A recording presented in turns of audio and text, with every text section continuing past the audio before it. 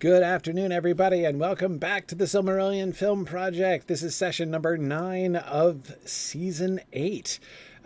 We are now beginning. I've been feeling lately like we're now on the downhill slope of the pre-production segment of season 8. I'm beginning to feel like the stories and the characters are coming a lot clearer. There's still a bunch of loose ends that we need to think through and figure out, but we're moving towards actual thinking about episodes. There's more pre-production planning to do after we finish our brainstorming sessions, of course.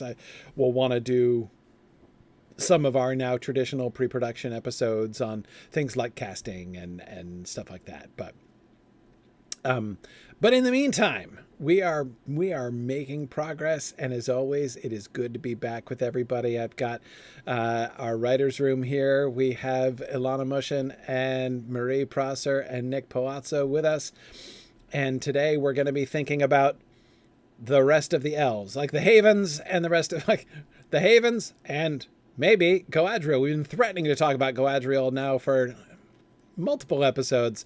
We'll see if we can get through some Galadriel brainstorming this afternoon too.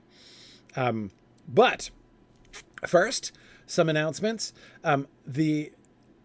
We have, of course, many events upcoming, and this still does not depict. There are like 4 or 5 more moots happening this fall that are still not even on this page, but we've got some really exciting stuff coming up.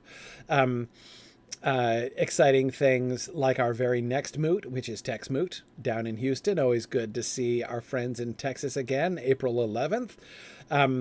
We've got some international moots coming up, like Willow Moot in May and Euromoot over in Prague, to which I have never been. I'm excited to go to see Prague and see folks over there. And that's going to be in early October 2nd through 4th. We've got some exotic domestic locations, such as Fairbanks, Alaska, for Hell Karaxamoot in August. So I'm looking forward to I'm tempted to hold the moot at 1 o'clock in the morning, just during the sunlight, in August. That would be cool. But I'll probably check in at some point, in the early AM hours with the sun still up. I'm looking forward to that. But imagine if Mythmoot happened in such a place, the fire pits would go even longer. Yeah, exactly. Yeah, it would be. I mean, as it is, or maybe not. Who knows? Because I know there've been many times at the fire pits where we're like, well, it's almost dawn. We should probably pack it in. I don't even know, when does dawn come in August in Alaska? It doesn't. It doesn't come. That's but by August, midnight sun. By August, it'll be where it will be almost like a month and a half past the solstice by that point. Yeah. So I mean, I've never been that far north before in my life, but I have been far enough north that it only got dusky. Yeah. Overnight, it never got dark, and the totally sun never dark, yeah. came up. Yeah. It was just light all night. It was midsummer, obviously. Yeah. But but I was in Ireland, not Fairbanks, Alaska. Right. Yeah, exactly. Well, it'll be interesting. So that's gonna be. But of course, of all of the upcoming moots, and of course, then there's Mythmoot, as we've already been alluding to, at the end of June. Mythmoot is the our biggest event of the year. And now, as we're in March, we're beginning to really approach the onset of Mythmoot, and that's going to be great fun. But in addition, among all of these things, the most exciting event announcement of all is Kiwimoot. Kiwimoot, which is happening February 6th through 8th of 2027. Kiwimoot is going to be it's our Osmoot this year, right? Osmoot is migrating to New Zealand, so it's going to be Kiwimoot for the year. So not only do we have the opportunity, so Osmoot is already awesome. Osmoot is one of the great events of the year. not only are we going to be having one of the great events of the year like we do every year at Osmoot, but it's going to be in Wellington, and we have lots of really fun things planned for Wellington to be happening in the midst of what is always an awesome moot, which is Osmoot. But in addition, we're doing extra stuff because this is the first time Signum has ever done an event in New Zealand, and we are really looking forward. We want to do the whole thing. So the plan for Kiwi Moot is we are going to have we are going to have, in the week leading up to February 6th, we're going to be touring the North Island, including spending a day together in Hobbiton at the Green Dragon. And we've already booked out the Green Dragon for a day. So like we're doing that. And then in the week after February 8th, after we finish the moot in Wellington, we're then going to go to the South Island and spend another week touring through the South Island. So it's going to be a really great time. We're going to have 2 weeks total in New Zealand. These are going to be optional. You can do just the moot. You can do just the moot in one or the other. You can do just the moot in both. Just the moot, it's not just the moot anymore. If you're doing both, I suppose now, is it? You can do the moot and both. Anyway, so the public registration will be open for that very soon. We're making the final arrangements now, but there's going to be a deposit that's required because we need to reserve spots and things. So there's we've never done a deposit for a moot before, but there will be a deposit for this one, and we are excited to see to release the final details on Kiwi Moot, and I am very excited and can't wait for that. Among all of the fun moots that are coming up. In the meantime, let us return to Beleriand and the Isle of Balar. What do you think, Marie? Should we start with the Haven stuff in the Isle of Balar and then hope to do Goadriel afterwards, or should we start with Goadriel at the risk of bumping the Isle of Balar? I think we should start with the Havens and get as far as we get, because if we have to tie Galadriel into something else next time, we can. Right. The Havens is also the Gondolin story for this season too, isn't it? So It is. Yes. And the Nargothrond story for this. And the Nargothrond story because we're only going to get to the arrival to Nargothrond. Mm-hmm. Right. Okay. So, so we are also thinking that one of the ways in which we're going to be ending the season is with Veronwë washing up on the shore. Right. Right. So we're going to be kind of framing Tuor at Nevrast, right? Tuor's encounter with Ulmo. We're going to be kind of teasing it in a sense by ending with Veronwë shipwreck and his landing on the shore as an anticipation of his connection with Tuor at the beginning of next season. But then we're saving the, Tuor's meeting with Ulmo on the shore for the beginning of season 9 instead of doing that in season 8. And Veronwë will be a character we know. Right. Yes. Right. We need to spend time with Veronwë this season. Whether or not we see him survive his shipwreck or not is up for debate, I guess, depending on how we want to end the story. Yeah. Because there is like a 4-year time gap between this season and the next season. And Veronwë probably doesn't just hang out at Nevrast going, man, I got shipwrecked for 4 years waiting for Tuor to show up. Right.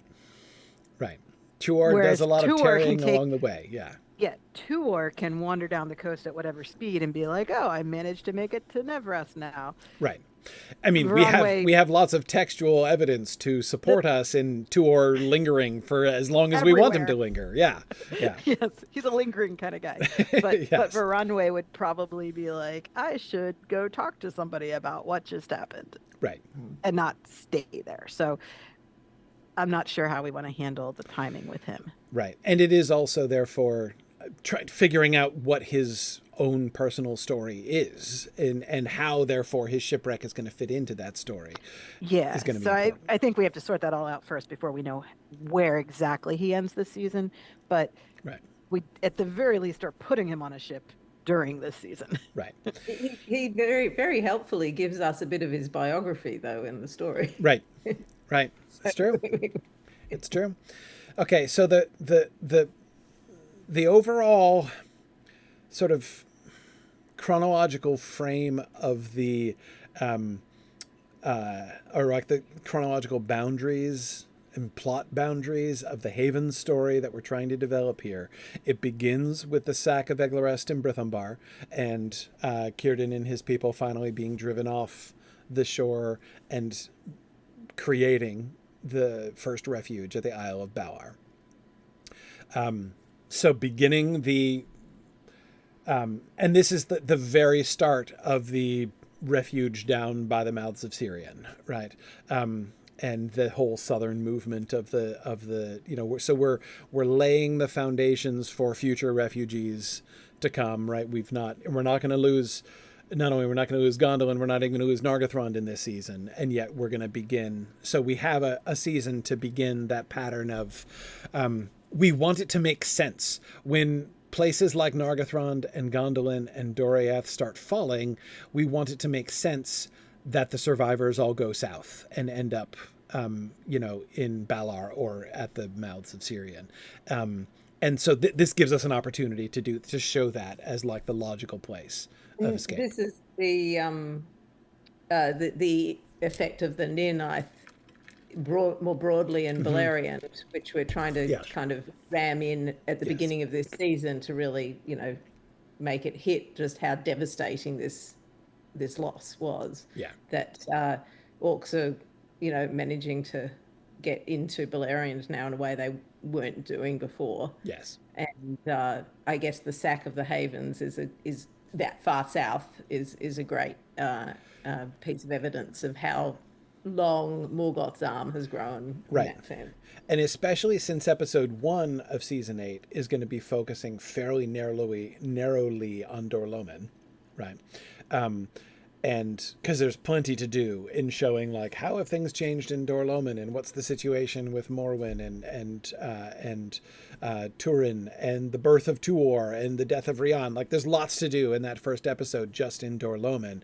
And so being able in episode 2 to widen the lens a little bit and be like, meanwhile, in the rest of Beleriand, everything is going even worse, right? You know, so, and yes, I agree that the sack of Eglarest and Brithombar really helped to sort of demonstrate that. Okay, so,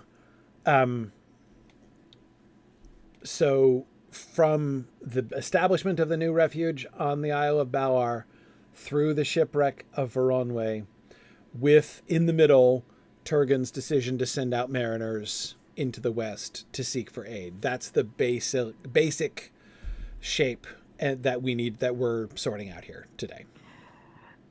Yes, and we also have to figure out what Orodreth has to do with any of this. Yeah. Because we do have him sending Gil-galad to this project. So why is Nargothrond involved? Is another. Exactly. So we need to work out Gil-galad and how that. Yes, it's not just a Gondolin story of Turgon sending ships. And that's one of the things that I'm really excited to do. Like, in the published Silmarillion, Turgon's sending of ships is like sort of a very isolated plot point, right? Like, it doesn't have anything to do with any of the... It doesn't even explicitly... it doesn't even clearly involve Círdan, in the sense of like his collaboration is implied, right? Fair. But he doesn't even talk about that. Like it doesn't even like there's no give and take between Turgon, but much less do we see any, and do we see that decision of Turgon's to send ships in like touching any other plot line in. And yet he's assumed the mantle of the High King of the Noldor at this point. So this decision he makes, I think, is in that position. Yes, it's a high kingly decision, not a King of Gondolin decision. Yeah. But therefore, as a high king decision, it should impact and connect with the things that other elves are doing, other Noldor are doing. So anyway, so that I think will be some interesting stuff to do. And of course, one of the other stories that we need to get into motion is Gelmir and Arminas, who are going to have especially a prominent role to play in the next season. Because we were going to save their meeting with Tuor for the beginning of next season too, right? So both the Gelmir and Arminas in Nargothrond and Gelmir and Arminas, it's like basically their interactions with Tuor and Turin were both going to happen in season 9? Right. If we want it to be Nargothrond first, it has to be that way. Yeah. The idea was that Tuor can go through the Rainbow Cleft whenever we want him to. It doesn't matter. Right. But if we want to keep the order.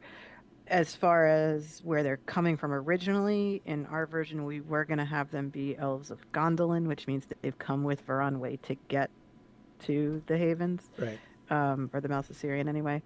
So they're part of that story. So how they become almost messengers is probably a story for this season. Yeah. But the messages they deliver will be a next season thing. Right. So one of the primary things then that we're really doing in this season that is sort of that we're going to be figuring out today, we get the opportunity to give much fuller backstories and personalities to these characters which play really important minor roles in the stories of Turin and Tuor, especially Tuor, right? With Varanwe, Gelmir, and Arminas.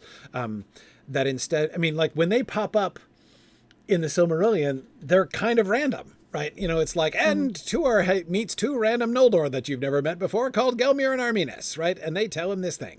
And it's like, okay. And then like, and Turin runs into these 2 dudes also. And like, they tell him this thing and then he, rejects it. Anyway, like it's that their stories aren't told in the Silmarillion. And Varanwe also. Varanwe is an important, I mean, he's almost like, well, I don't want to draw that parallel too closely, but he's almost, there's a half parallel at least. The extent is much less between like Beleg and Varanwe, right? Like the 2 elves who like partner with Turin and Tuor and guide them like along their way. Again, I don't want to seem to minimize Beleg's like friendship and devotion and self-sacrifice, but I might choose Gwyndor as the analog to Varanwe. As the analog, yeah. Because Beleg's friendship with Turin is so important. Yeah. Yeah. You'd think Tuor and Varanwe are probably pretty good friends too, but we just don't hear about it to that extent. Right. Well, because we don't. Yeah, Varanwe is such a minor character, and once Tuor gets to Gondolin, Tuor and Turin are friends. Yeah. For the first part. Yeah. I mean. Yeah. Exactly. Yeah, I agree. One of the tricky things is with the message. Gelmir and Arminas have a message from the Valar from Ulmo, but like we presumably don't want to have Ulmo on screen until next season. So, right, exactly. Yes. So we don't want to diminish the impact of Ulmo showing up and talking to Tuor directly. Yep. So we've got to somehow get the message without it undermining that. Right. I feel like that is what connects all of this story in this season. It is the elves have suffered a defeat. Like, oh no, Morgoth is not nearly as assailable as we might have thought. Right. And what do we do now? We need the Valar. Ulmo has been planning for this all along. Mm-hmm. So Ulmo is at work here. So Turgon reaching out, I need to send ships. Well, that somehow fits into Ulmo's plan. And Nargothrond being something. Nargothrond and Gondolin both exist because Ulmo was like, you should build strongholds. And so now this new haven is somehow going to be part of Ulmo's plan, presumably, of safety. And therefore it can all tie in with that. I have this premonition more so than Ulmo showed up and spoke to me in person. So if Finrod was going to build Nargothrond because he fell asleep next to the River Sirion and had a dream, Gelmir and Arminas can have these messages from the Valar, but it doesn't have to be so I was talking to Ulmo and he said this. Right. It can be Ulmo placed this message on my heart and I felt that I should share it with all of you. Yeah. It is the kind of thing where you're like, wait, did he say it or are you saying that or what does this mean per se? Yes. But and Círdan's whole purpose in life of connecting Balerion to Valinor is also It's from Olmo. Yeah. It's essentially the same message as Tua's going to give to Turgon. Which is one of the things that makes it really interesting, right? And again, potentially spoiler. Like, get out of there. Right. Yeah. Don't think your kingdom's going to be able to withstand, Glaurung, basically. Right. Yeah. If you were worried that you're not up for this fight, turns out you're not. Yeah. Right. I'm a little leery about leaning too far into the Olmo generated plot if we're not going to show him until like near the beginning of next season. Right. That makes me a little uncomfortable because then it feels almost like him showing up is almost like there's not as much lead up to it, right? So I would just be a little careful with that. No, I agree. But because so here's what I want to think about. I want to think about Olmo's plan. Not because we're going to foreground that in this season, because I agree with you. I think Tuor is the linchpin of Olmo's plan. Like, Tuor is almost the culmination of Olmo's plan. Now, one thing that we've already decided, as I recall, is that so Olmo's original plan was for the downfall of Morgoth. Olmo had an active plan. And when I say original, I mean, I'm talking like Book of Lost Tales, way back. Well, maybe more Quentin Olderinwa. But anyway, older plan, not published pre-published Silmarillion plan, is because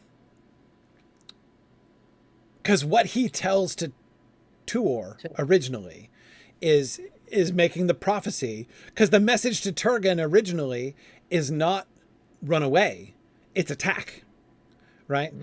So Olmo says, tell Turgon that if he assaults Morgoth now, I'll deliver the Valar to support him. The Valar will come, will back him, and will take out Morgoth.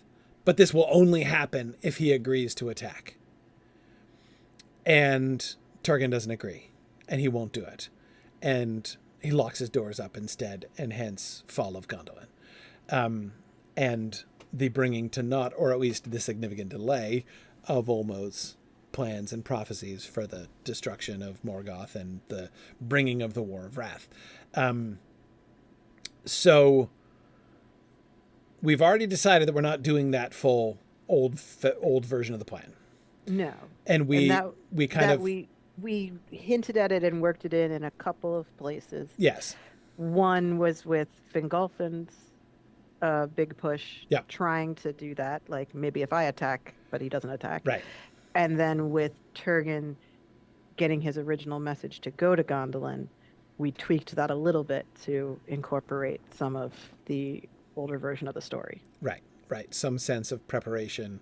Yes. For what is to come, rather than merely hiding. Yeah, exactly. Yeah. It's not just concealment. So, right. But so we're not doing, so Olmo's plan is no longer, like, we're going with Tolkien's later versions of the story, which do not have Olmo having the plan to bring about the downfall of Morgoth, and and all of these machinations of Olmo being sort of given to that extent. It seems, therefore, that the position that we put Olmo in, the position that Tolkien puts Olmo in, is Olmo sees what's coming and is trying to, and the thing that is differentiating him from the other Valar is that he's actually taking it upon himself to try to give some specific warnings. He's trying to give warnings and preserve as many lives as he can. So his plan, Olmo's plan, is he probably does still foresee the destruction of Morgoth. But he is not saying that elves are going to bring that about. His message is, Morgoth is going to fall, but elves cannot bring that about. And so what y'all need to do is to, what y'all need to do on the one hand is to hide, is to button things down. But he's still, with that, the change that we made to the prophecy, like, because Eärendil is kind of the fruition of Ulmo's plan, right?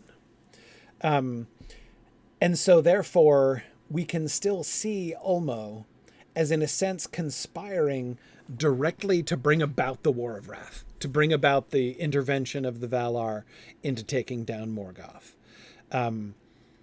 But he knows he can't just talk him into it. So he is conspiring essentially to bring about Eärendil. Yes. And that's why Tuor is the linchpin of his plan, is Yes. because you don't get Eärendil without Tuor. Yes. Right. So sending Tuor to Gondolin, yes, he has a message for Turgon, but more importantly, he has a messenger for Turgon who is going to be there and then who is going to beget Eärendil. And Eärendil is the real plan. So, Yes. so we're imagining Eärendil is like almost plan A, right? To bring about the conception of Eärendil, and that Eärendil then... Valar. Right. That will, Eärendil then will petition the Valar, and that is how. So the kind of the basic shape of Ulmo attempting to move the Valar to intervene in Middle Earth is still kind of the story. It's just, and we're showing in this season, we're showing that it's not happening now because these mariners are not getting there. right. Like, you know, so we've got in this season the story that it's very clear the Valar are not coming to help. Right. Right. Yeah. So what we're establishing the barrier and the problem, because we verbally said there was a barrier and you couldn't go back way back in the Doom of Mandos, but no one ever tested it, and Right. it's been a while. So this is us testing it and saying, oh, yep, there's a barrier there. And that's the difficulty that Eärendil will have to overcome. But the sense of hope is very deferred, in the sense that this is not hope for any of the people or kingdoms that currently exist. Right. And it's not quite Gilrain's, I gave hope to the Dunedain, so I kept no hope for myself type of thing. But it's in that vein of there is hope, but not for you. Right. Like, you're in trouble. But Ulmo is almost sort of displaying compassion by trying to do damage control. Like I want to save as many lives as possible. And that's why he's going to advise Turgon to leave. Yeah. Because he knows the fall is coming. And that's why supporting Círdan creating this haven would make sense as the fallback to all the kingdoms that are about to fall. That, like, at least the remnant will be gathered and will be safe because Círdan has a home for them. Yeah. Yes. So it's basically, Ulmo's plan is essentially a two-stage plan. Stage one is to build havens and do as much damage control, Alana, as you said, as he can, to save as many elven lives as he can, elvish and human lives as he can, even though he knows there is no hope of opposing Morgoth successfully. Morgoth is going to overrun Beleriand.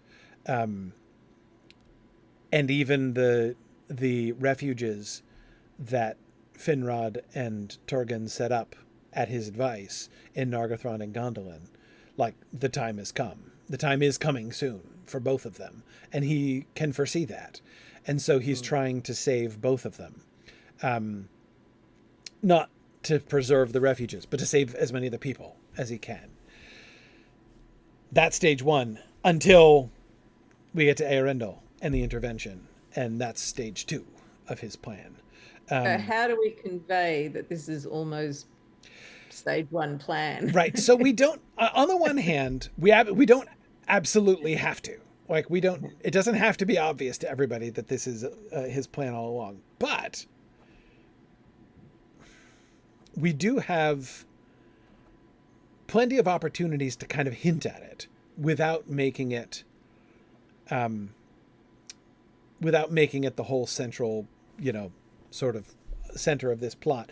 Because, Nick, while I do see you're right, I do agree with you that we don't want to make Olmo the centerpiece of the explicit centerpiece of this whole story prior to his intervention with Tuor. At the same time, I think the intervention with Tuor will be even more effective if it doesn't seem like it's out of nowhere. Right.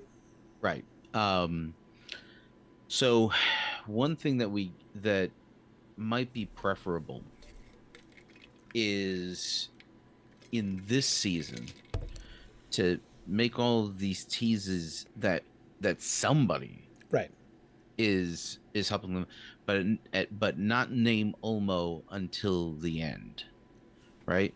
Then it's teasing the future that something is afoot, right, without sucking the air out of it, essentially. Right. That does seem to be the balance that we need to maintain somehow. Of course, it's a little hard to keep Olmo's name out of it when we're talking about Círdan, right? It's like, there's kind of a relationship. If the audience is able to guess it, that's not the end of the world. It's not. No, it's not the end. Because if the audience guesses it, then they just feel smart. Yeah. Right. Yeah. Like that's agreed. But that Círdan. So the thing is, how do you talk around Olmo? And one is referred to the River Sirion as like a sentient entity, and that's really just proxy for Olmo. Right. So if you want to use Sirion as like Sirion has given blessings to the land, but the blessings are retreating, and we need to make this safe haven at the mouths of Sirion because that's like the last place where it's still safe, and like you can talk around Olmo a lot with that, I think, but you're still talking about Olmo. Like every time you say Sirion, it's basically Olmo. So we can talk about virtue and things like that. And with respect to that I have a sort of off the wall question. Oh, yeah. Sorry, Nick, go ahead.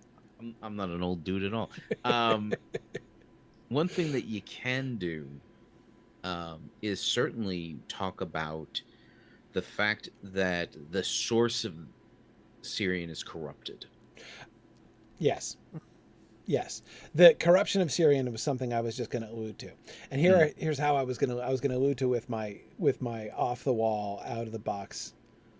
You want to hear my crazy idea?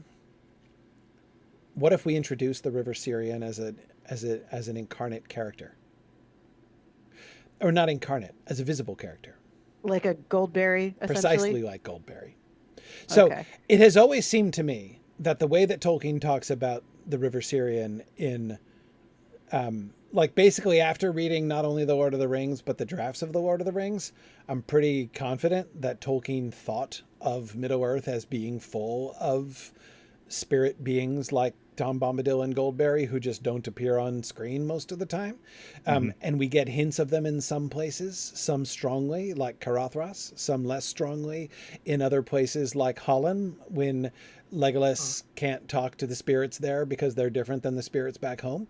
At least that's explicitly what he said in the draft. And then he softened that a little bit in the published text. But anyway, that seems to be how Tolkien thinks. And so when I take that view of the world, which seems to be the one that he was adopting through the writing of the Lord of the Rings, and then I go back and reread the Silmarillion and hear him talk about Sirion the way he talks about the River Sirion, I'm like, the River Sirion totally has a spiritual presence that is so basically my own headcanon for years has been that the River Sirion has a spiritual, there is a powerful, one of the Maiar of Olmo, who is not named in the Valaquenta, but who takes up residence in the River Sirion, and that's why the River Sirion is so magical and so special, because it is full of it has the investment of a fairly significant one of Olmo's underling spirits, and and this is what, like, when the sources of Sirian are corrupted, then her power is weakened and removed, and like this is that's kind of, it's been my headcanon for a long time. So we could actually, if we wanted to, and I'm not saying we want to, and I'm not saying we have to, and you may think it's a bad idea. I'm not insisting on this at all. I'm just throwing out an idea. What if Gelmir and Arminas encounter Sirian? Right. That would be a way to get a message from Olmo that doesn't involve Olmo showing To have up a on proxy, screen. right. Yeah. And like a foreshadowing of the much greater appearance of Olmo personally. Could she be ill? She could become ill. Exactly. Yeah. Like, because I would really kind of like, I like that as a way to really get, because like when like, and the sources of Sirian are corrupted in the text, it's like, but what does that mean? Like, what? Well, we put a bunch of baby dragons in there, so we corrupted them real good. We corrupted it real good, yeah. But what does that do to the river downstream other than pollute it? Yeah, I think a character could explain this. I wouldn't want it to go so far as the dryad who runs up in Prince Caspian and is like, they're cutting down my tree, and then the dryad dies or whatever. Like, that's a little too explicit, I think.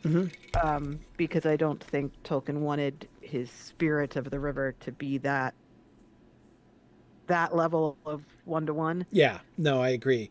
I agree. Well, the Rivers of London, I don't know if you've read those books where all the waterways around London have spirits that are right. No, I haven't. Happy about the urban development. I haven't. Though, of course, what the other thing, of course, that I can't help but think of, and I might as well like cite explicitly, in the Lord of the Rings Online, they do this with, they give basically like Goldberry-esque spirits to the rivers of Gondor, the 7 rivers of Gondor.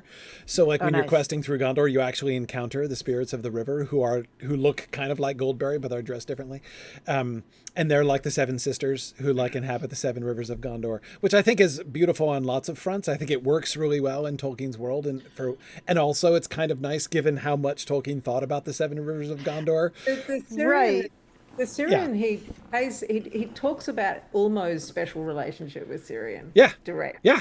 But so I mean, there's definitely something particular about that river. Exactly. And even just like the fact that it's like, remember the 3-sentence paragraph, the 3-sentence description of the sinking of Beleriand after the War of Wrath, and like, and Sirian was no more, like is the culmination of that, right? It's like, and again, as an early reader of the Silmarillion, I was always like, why do we, I mean, it was cool and everything, but there are a bunch of rivers that were no more. Like, right. Why is this river so special and important? Yes. And it was other than being this conduit that goes all through Beleriand. Sure. But it's not even the longest river. I mean, like it's, yes. Special and important before like Doriath was established as a kingdom. Even. Yeah. Yeah. You know, so exactly. So like what is the special thing? So I think giving it a character that we Ulmo has no spouse, but this is probably as close to it.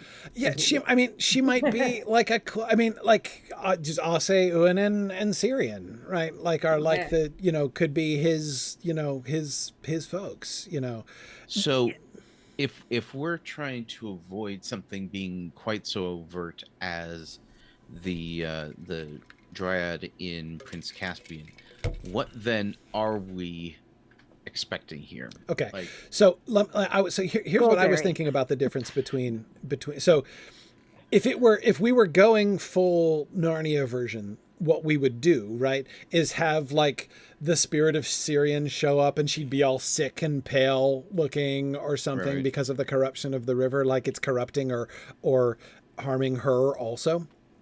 And that's I agree. We don't do that, right? But what she could say would be, it's like, what's going to happen? Like, so what happens to this spirit, to this individual, right? When Sirian is no more and Beleriand sinks beneath the sea. The answer is not that she dies and is destroyed. Like the Dryad in Prince Caspian, right? Who dies when her tree is felled. Instead, like she goes back to Ulmo, like she's connected with the river. She joins the sea. Yeah, no, exactly. She's she's connected to the river not because she is the river and the river is her, but because she, as one of his Maiar, has adopted the river. Like she is, like that's her calling, right? Her calling. She has taken upon herself the like stewardship, and she has therefore become his like Olmo's conduit, basically. Like again, I like that because almost in all waterways, and yet we have so much emphasis is on the sea, right? And this is freshwater, right? And Ose and Uinen are covering the sea, right? They're the saltwater folks, right? Yeah. He's the coastline. She can be like the deeps, right? With her hair going through all of the waters and everything else, right? But freshwater, yes, almost connected with freshwater, and he receives tidings, right, from the world through the freshwater. So all we're doing is basically kind of showing the mechanism of that. Like, how is it that Olmo, unlike the rest of the Valar, how is it that Olmo stays abreast of what's going on in Middle-earth? Answer, he's got people, right? He's got agents in place in Middle-earth, in the fresh water. And Syrian is the foremost of these. So we could have some, like one of the ways because we haven't introduced this, it's season 8, and this has never come up before. Right. But Melian presumably knows about this. Right. So if we're trying to kind of set up now the idea that all along Syrian, this Maiar who was kind of this Maiar for Syrian, Melian could say something and like as a way of bringing this in as well as absolutely as the other way we might introduce it. Melian went out of her way to include. That's what you're thinking too, Marie, right? To include a part of Syrian within the girdle on purpose. Yeah. So that this Maiar could be... Presumably she and Syrian have tea occasionally, right? That's right. So that's a place that we can, like, independent of Gelmir and Aminus and any encounters they might have, that there are at least some people in Middle-earth who know this. Right. Yeah.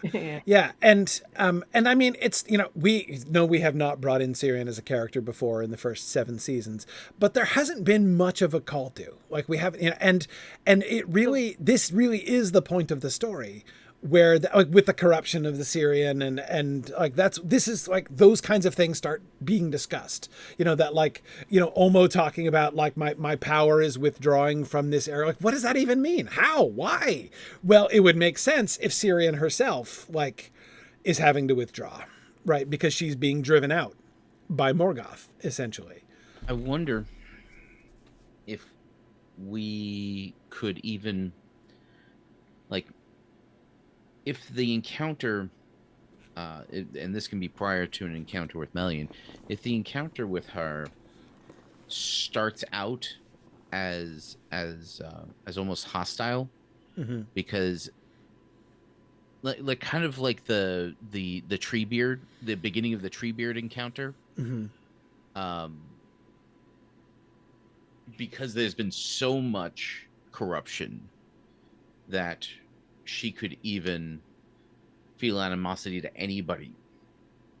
It's also possible that again, I'm thinking about the whole idea of like the power being withdrawn from that area. Yeah. Her own like knowledge or like the clarity of her sight in some way could be clouded by the fact that like she is increasingly under the shadow of Morgoth's power. Yes. And therefore not only limited, but potentially even like confused in some ways. And have that encounter kind of like, because that way it gives this encounter like room to go somewhere, right? And have them overcome the hostilities, and then later we can have an encounter with Melian. And this would explain to why, other than just suggesting, which isn't even true, that the Valar know the future, right? This would also help explain why Olmo is saying, now's the time to get out, guys. Because he know, like, Syrian and his other servants, presumably, like, Syrian is being driven out by the power of Morgoth. Right. The point of the Hurin storyline in Angband is to reveal what Morgoth's actually been doing up there all this time. Yes. Because he hasn't been doing a lot militarily that's all that impressive. Right. Or even like using magic or whatever. Right. On screen. Right. But the part where he's taking over Beleriand, like on the molecular level. Right, exactly. Right. It's Molecularly and metaphysically taking over Beleriand, yeah. Yeah, like, oh, okay. And so, like, Hurin didn't even know what his opponent was. Yes. When he went out on a battlefield to face the guy. Yes. Or his army or whatever. And as Hurin gains that understanding of what Morgoth's power looks like, Ulmo responding of, yeah, guys, it's not looking great over there, is matching that. So yes. I think it fits where we are in the story now to actually realize that. As far as where else Sirion would have come up, it would have been when Finrod and Turgon had their dreams along the banks of the Sirion. So the Maya would have passed by in that scene at some point, like when they were falling asleep or something. Like there would have been a visual cue that somebody was there, and then they would have gone into their dream sequences. Right. But it's a good opportunity, as you say, Marie, to show, remind the viewers that Morgoth is not, your ordinary everyday villain. He is no brigand or orc chieftain leading the armies. That's right. Yeah, exactly. Yeah. Absolutely. Yeah. I think that's great. Maybe this particular Maya hasn't been all that interested in communicating with humans and elves. Yeah. So there just hasn't been a lot of interaction. And presumably, even with Finrod and Turgon, it was just delegated. She was just the message. She was just delivering the messages, right? Mm-hmm. And so, in a sense, so she didn't want to encounter them. Like she wasn't even interested in that. They were asleep. Yeah, they were asleep. I mean, it can be not her thing. Like she's not. But yeah, I mean, it's. Yeah, the more I think about it, yeah, I like this direction of basically this. Are we really set on her being female? Oh, not necessarily. I admit I was imagining her female because of Goldberry. That's what I assumed that was based on, and I was wondering because Ase and Uinen are a pair. Yeah. So, Goldberry and Tom are a pair. Right. So if she's the River Sirion, is there another Maya who's another river? The Anduin. Well, Goldberry's the river daughter. Goldberry's not the river. That's also true. And and I've always assumed the river daughter, the parent of the river daughter was the mother, but it doesn't. I don't think that it says it in the poem. In the poem, not in the not in the Fellowship of the Ring, but it says it in the poem. Yeah, and her mother's. So that's why. Yeah, I was like, I always thought of her as the mother of Goldberry. I remember being shocked because again, Prince Caspian. The river god, like the masculine river god in Prince Caspian. For that reason, I had always assumed that she was the daughter of a father, of a river god. Like that like unconsciously really? I had made that never once occurred to that me. link. Yeah. Right. Like I totally because that's why I'm so curious. I read Prince Caspian when I was 6. So I was like, okay, like river deities are male, like obviously. Like that's like that was just like this unexamined assumption in my mind. So when she was the river daughter, I'd always imagined her having a dad. So when I first read the poem and I was like, it's a mom? Oh, mind blown. Yeah.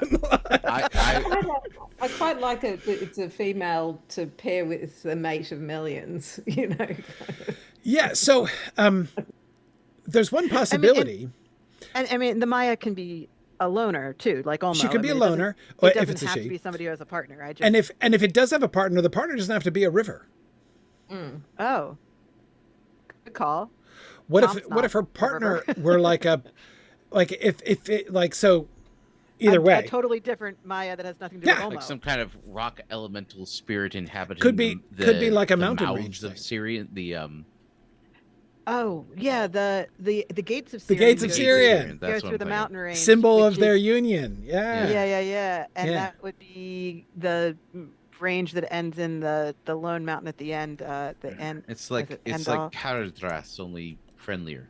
Yeah, I'm going back to the map. Okay, so yes, right, the Andram. Yes, the Andram. Yeah. Yeah. So if it's like the spirit of like that mountain range or something. Okay. And Nargothrond is right in those. That's those are the mountains Nargothrond's in.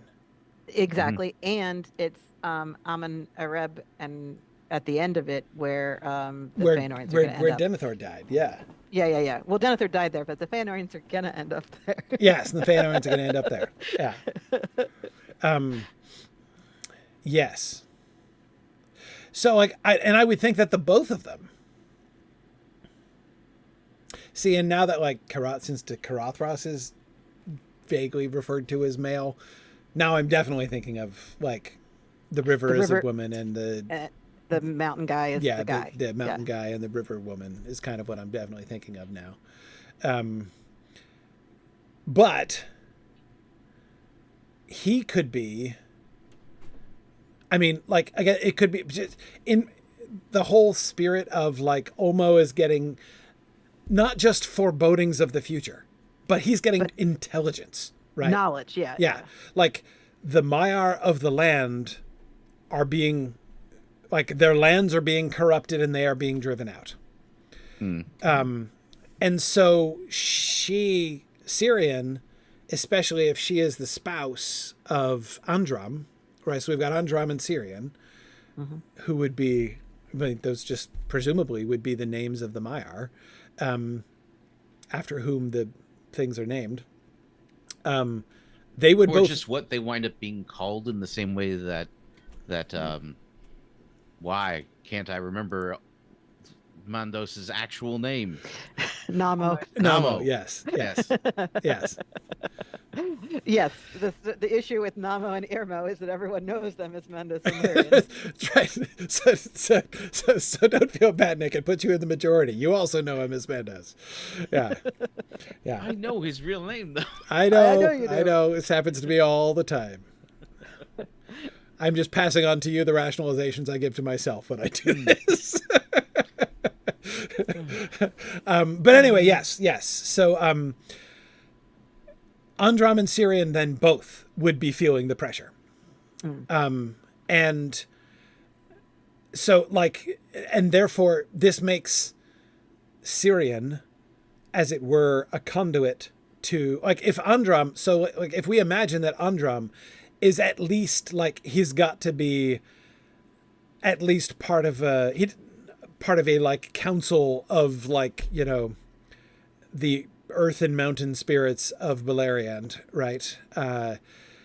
And would know what's going on, right? Like clearly if there were mountain spirits in like the Arid Gorgoroth,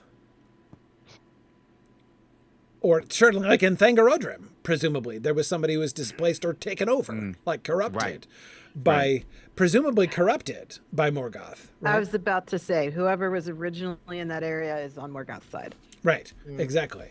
And that's why he set up there. And again, we don't have to go into this. Like, we don't have to like have this whole subplot of like what are all the Maiar doing beneath the surface. But that there are Maiar all over the place. Again, I feel fairly confident that that's how Tolkien envisioned things. And I would love to, if we're going to introduce this, do it as one of those unseen vistas of more information that you will never know. We get this glimpse of the fact that there's a lot more going on, and all we only know about Melian because she married an elf. Right. Exactly. Yeah. But she's not the only one who's there. Right. This also explains why Melian knows so much about what's going on out there in ways that other people don't. Right. Yes. You know, like if she's able to just talk to Syrian on occasion, she's gonna know what's going on the on Ardgallan back in and this presumably 4 and 5. is why she wanted to stay in touch with Syrian within the girdle. And yes, because we decided that Osanwe Kenta doesn't work through the girdle, right? Because like if Thingol closes the door, then no one can Osanwe in and out, right? So that means that if she wants to be in contact with Syrian, part of the river had to be in the girdle. Yeah. And presumably the way she's in communion with the other Maiar of Beleriand is through Osanwe. She's not like necessarily sitting down and talking to them in person. I mean, we can obviously have her do that if we want, but she can just know what they know in the way of the types of things you can share mind to mind. Yes. Not a detailed report of what just happened. And presumably the Osanwe can happen somewhat differently among the Maiar than it happens, you know, among the elves. They operate on a different band. Yeah. Right. And that's true. Melian is truly incarnate. Right. And the rest of them aren't. And the rest of them aren't. Yeah. That is a bigger difference, so I forgot. Yeah. No, exactly. So but yes, I agree with like giving a glimpse of this world. Like all we have to do is like Syrian herself could say like one or two sentences that imply that she has knowledge from her husband Androm, that he has like that the two of them have heard from many that this is happening, like, and that's it. East and west, and she goes north and south. Yeah, so they cover a whole bunch of Balerion there. Yeah. They have a it's a pretty good network, really. Yeah. And of course she is in touch with, like, you've got the Aros flows into the Syrian, right? So you've got you get in from East Balerion there as well, and she comes to from Mithrim as well. So she's in touch with a lot and knows what's going on. But again, decreasingly so. And Nick, that's one of the things I think when we're thinking about the corruption or the clouding of things from like Syrian's own knowledge can be less certain, right? In particular, she can be like, she doesn't know what's happening in Hithlum anymore. Right. Yeah, that's what I was or thinking. Dorthonian. Whereas she used to know Dorthonian because the source of the Syrian was there. And, well, one of the sources. And now that's all gone. So Dorthonian is blank to her. Yes. And I would think we could even suggest that the taking of Tol Syrian cuts things off at that point now. That she can't perceive anything past that point. I mean, it wouldn't be hard to make that argument as well. Yeah. Anyway, so there's lots of ways in which we can hint at like what is really kind of going on under the surface without ever making this a big, because most of these Maiar never do make that. They carry out their business and they never interact with elves and men, either in visible or non-visible form. But providing a glimpse of like that stuff is still kind of going on is good. And it gives us a way to have a direct intervention without only hinting. Because of course the danger with merely hinting at Olmo is that then, like, as you say, Nick, viewers would feel smart if they guessed it right. But the risk is that the characters will look stupid. Right. It's like, Círdan, you didn't have a suspicion that this insight you were getting was coming from Olmo, like after you've presumably had a relationship with him for some time, Mr. C dude, like, you can't tell the voice of Olmo when you hear it. Like, what's wrong with you? Right. There's the risk of that kind of thing if we just try to be coy with who's doing it. And being coy isn't a story. I'd much rather there be a story here, and this allows us to develop at least a glimpse of a story. A glimpse of the story. Yeah. And the appearance of Syrian would, of course, this would not be a spoiler for the appearance of Olmo. And in a way, it makes it even more shocking, right? Like it will be a remarkable thing.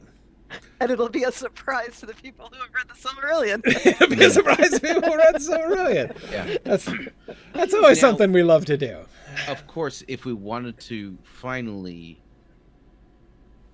illustrate Olmo's involvement in all this at the end of the season, it'd be really easy to just have a tag scene where you see this Syrian character talking to an off-screen character. She's reporting, yeah. And it's like, oh, that's Olmo. I recognize him. Yes, yeah, exactly. But her appearance, the other thing that I really like about this, it enables us to, so you remember in earlier drafts how the appearance of Olmo himself was down in the willows of Nantathrin, the Nantathrin had this huge significance in Tolkien's early versions of the story. And he almost totally wrote Nantathrin out in later versions of it, so that it's like a name on the map that you would barely even realize meant anything or was important for anything. So if we have the opportunity to kind of like reintroduce some significance. Sorry? It's still where Finrod and Turgon had their dream, right? Yes, Nantathren I is think still that's the where one. Cinderella and Dragon had their dream. Yeah, I think that's the one. Yeah, that's the remain. That's the one that's last remnant in the yeah. published Silmarillion. Yes, yeah, exactly. So it's almost not quite totally written out, but yeah, we can emphasize it, amplify it. Treebeard visits there. Yeah. It was supposed to be an important place. Yeah. Right. Yeah. The Land of Willows. Yeah. Yeah, exactly. So, enabling them to doing an encounter in Nantathren, right? Not with Ulmo as he thought about doing originally, but with Syrian herself. Also that's another thing that we can kind of do, which is fun, which is like revive Nantathren a little bit and the significance of Nantathren as a special place. And I would think that could become relevant as Nantathren is quite near the mouths of Syrian, right? So like that's down in the area where eventually the final encampment is going to be. And I would think that Nantathren would still remain important in Earendil's day down at the mouths of Syrian, right? And I also if we've now created a character who is the representation of freshwater, right? To have that kind of at the mouths of Syrian, you've got the estuarine kind of saltwater and freshwater meeting. Yes. So you've got the power of Ulmo and Osse and Uinen coming from the coastal side, but you've also got Syrian there as well. So it kind of doubly blesses that area. The sense of blessing and even protection. Right. Yeah. Why the mouths of Syrian are a protected spot, even though on the map it does not, like from a military perspective, the mouths of Syrian, there's nothing protecting them there. They're totally vulnerable. And yet, yes, there's this sense of them being shielded on both sides. Almost like a little, like, spiritual aquatic girdle right around them on both sides, right? Yeah. Well, I always thought that the Isle of Balor was a great place to be because Morgoth doesn't have boats. So right. From the military point of view, Balor makes sense. Yes. Balor makes sense, but the mouths of Syrian, you're right, doesn't make as much sense. So like, and it's a good. I mean, I feel like you almost have to for that reason, right? Because he doesn't have boats, and because surely, even if he started building boats, Círdan's going to have naval superiority for some time, presumably. He's been practicing for a while, right? That the question needs to be answered. When the refugees end up at the mouths of Syrian, why don't they go to Balar, which obviously would be safer? Like, why? What keeps them there? Right. And this helps, I think, perhaps to kind of answer that question. The connection with Syrian and the blessing of Syrian and... They feel, I mean, like we're told that they feel that the Silmaril is a big part of that. Right. When the Silmaril gets there. But, I mean, I think this actually makes more sense. Right. Yes. Yeah, I'm not sure they're right about the Silmaril. Maybe they are, but yeah. I always like presenting their ideas in a way that is plausible that that's the case, but there would be other possible explanations. Or additional explanations. Yeah. That they're not questioning. But the viewer could be like, wait a minute, wouldn't it be this that's causing that? And we would give them all the information to reach that alternative possibility. Yep. Yeah. No, I like it. So yes, this enables us to have an actual, like a positive story, not the avoidance of a story, as you said, Marie, to do an anticipation and foreshadowing of the major intervention of Ulmo in the next season, not only without spoiling it, but while building anticipation for it, so that, like, the striking, really cool, totally unexpected by everybody, rising of Syrian out of the river to meet presumably Gelmir and Arminas would be like a quite gentle foreshadowing of Ulmo rising out of the surf. Yeah, I think that could work in a lot of really, really fun ways. Yeah. Okay.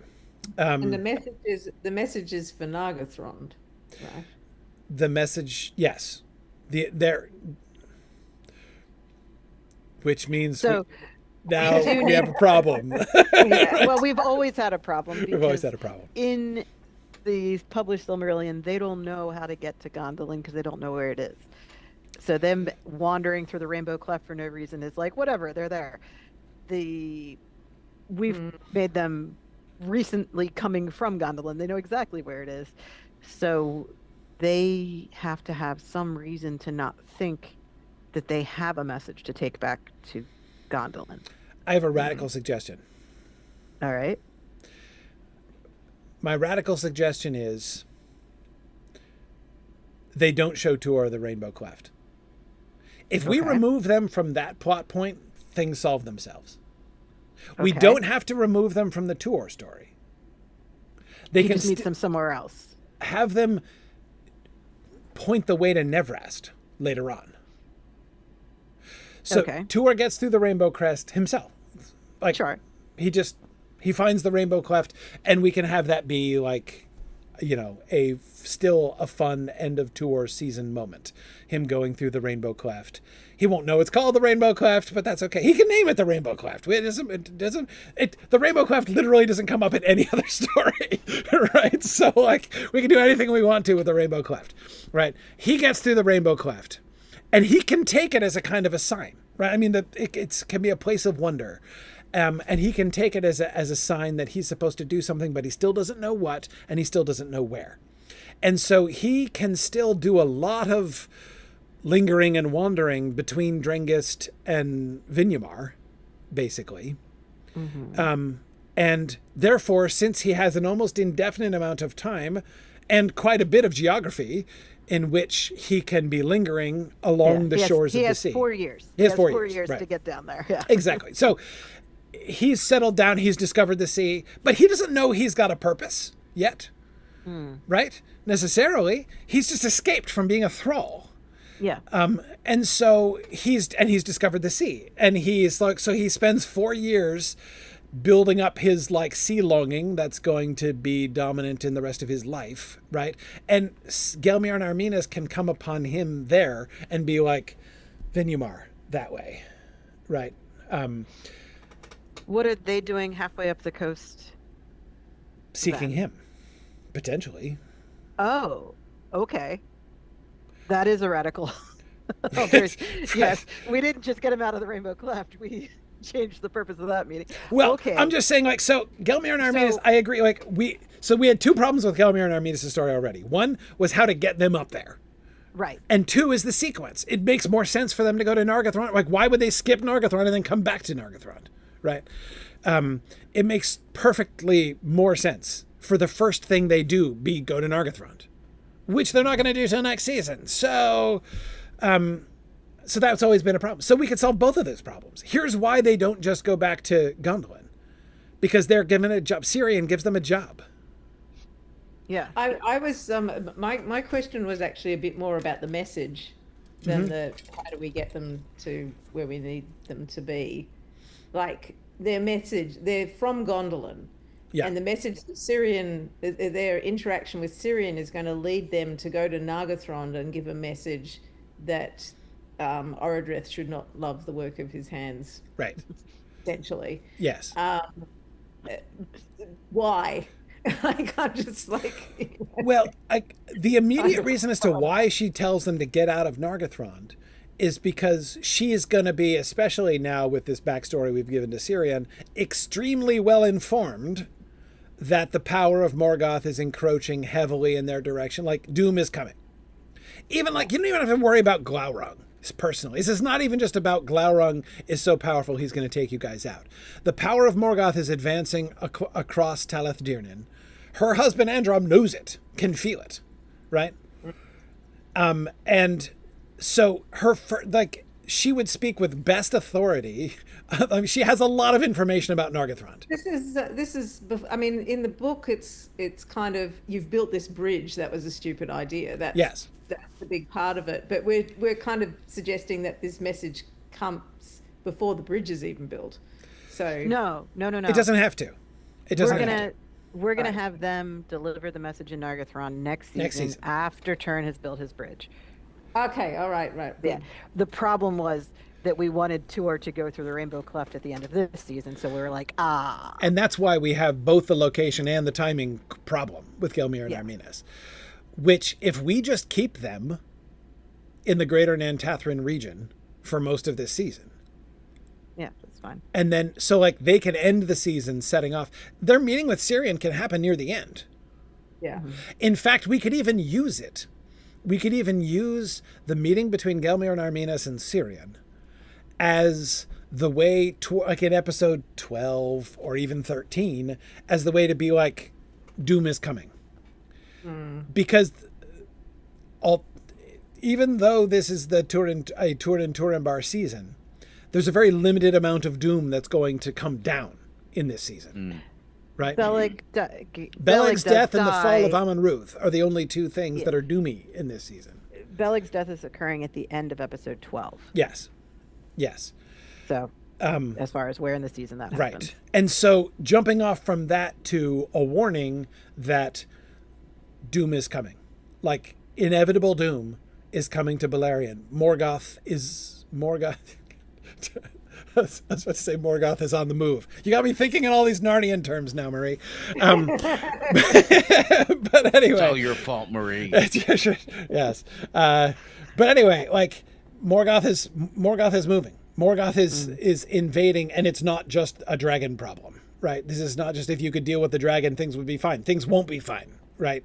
It's not just armies and dragons. It's not just armies and dragons. Morgoth is on the move. He is taking over Beleriand, and like our power is like we are going to be forced to withdraw from this land. And I like that Turin is never going to get that. Yeah. Turin, it is armies and dragons. For Turins, it's armies. And it's another way that we can show Turin being like thinking about things on the wrong level, right? Yeah. And like, I mean, yeah. He's not getting it. He thinks he's wrestling against flesh and blood. Exactly. Which is why to him the bridge is a good idea. Yeah. Because it enables the passage of their arms. And he believes. Now, he turns out to be incorrect that they can defeat the dragon and the dragon's armies in battle, right? Mm-hmm. But little spoiler for how I'd want to play that, even though you might think we'd be imposing upon our viewers to expect them to think that Turin can win that fight again when we just imposed upon them to believe the League of Mithros was going, the Union of Mithros was going to work out positively. But nevertheless, like, I think that there should be good, like, Turin's confidence should not be totally unfounded. It should be incorrect, but plausible. We've seen elves fight a dragon and successfully drive it off before. Yep. Yeah. And in fact, this dragon. Yep. So I would say that Turin doesn't seem to be wrong to think that him and the armies of Nargothrond can do this thing. And there'll be other captains of Nargothrond who recall that and you know, have a sense of how one might defeat a dragon. Exactly. So, yes, they can still say to him to cast the stones of his pride into the river. Sure. Because they know, because they know something he doesn't know. Yes. Right. He's like, no, look, I have considered the military odds, and they're like, dude, it's not about the military odds, right? This is not going to work. You can't do this. There is more behind this force than, counting the noses of orcs and calculating on the strength of the dragon. And this is a place where Turin looks like an elf and was trained by elves, but does not think like an elf. Yes. He is very much Hurin's son. Yes. And that's great. Very, let's take the fight to the enemy. Very seize the day and fight the fight now. And yes. Yeah, absolutely. He's a chip off the old block. Yes. And I think, Hurin's attitude while he's held captive by Morgoth doesn't change either. Right. Like, he's like, I don't care how, elemental you are. Right. I'm going to deal with you on my human level. And the whole, the whole reason I went out to fight you in a war was because you like personally attacked my family, and I didn't like that. Right. Yeah. Guess what? I still don't like it. I still don't, you're still attacking my family, and I And still you're don't very like it. personally attacking my family on this weird level I didn't even know about. Yeah. But it's the same problem, and I have the same response. Right. Yeah. But this is I suspect partly what, cracks Hurin's, I mean, Hurin's going to be mad by the time he leaves. Yeah. So Yeah. I think that's part of that cracking. But I like that if we're now, having not seen Morgoth all last season, the last time we saw Morgoth, he was being defeated by Beren and Luthien, essentially. Right. So, like, that's actually downplayed how incredibly powerful he actually is. So, Yes. Which is why he needs this storyline to kind of take it in a different direction. Because so often, if you have a long-running series and you have a villain, in the beginning, the villain seems very powerful and very scary and can do a lot of things. And as time goes on, you just get used to him. Right. So it's hard to be scary if you keep doing the same things. Right. all And the he time. keeps not winning, not achieving a Yeah. final victory because the story keeps going on. Right. Right. Yeah. So as the story goes You know on, what's even worse is when the bad guy joins the good guy's team, he is immediately way less powerful. Right. Every Right. time. That's true. Yeah. and I mean, I like that. I mean, we're operating on a time scale where he is moving towards having the final victory. Yes. I mean, Yes. that's exactly what is happening. But He's it's happening about to take out Nargothrond, Gondolin, Yeah. Doriath. Doriath. I mean, he Yeah. doesn't really do Doriath, but he could take credit for it, I guess. And then, like he's about to have all of Beleriand, and there's no one left who can stop him. And here's the other awesome payoff that we can get out of the River Syrian revealing, like for that brief moment, drawing the curtain back on the spiritual progression of things, right? Is that it also will have great payoff when we're talking about the curse and Turin running from the curse, and this idea of like the power of Morgoth infiltrating the land, like it becomes much easier to understand and to believe the curse upon Turin himself and his attempts to hide from it and his attempts to resist it. And so pulling the curtain back there, I think will really help with that. I find a lot of people, I find many, in conversations that I've had, I find many Tolkien readers resistant to the idea that the curse on Turin is real, in the same way that like a naturalist is resistant to the idea that miracles actually happen. Like not all by any means, but I've heard many people who come in with the assumption, obviously there's no such thing as the curse, it's just all his choices, right? Because that doesn't happen. And I'm like, are we sure that doesn't happen? It's the same thing with the Doom of Mandos. Yeah.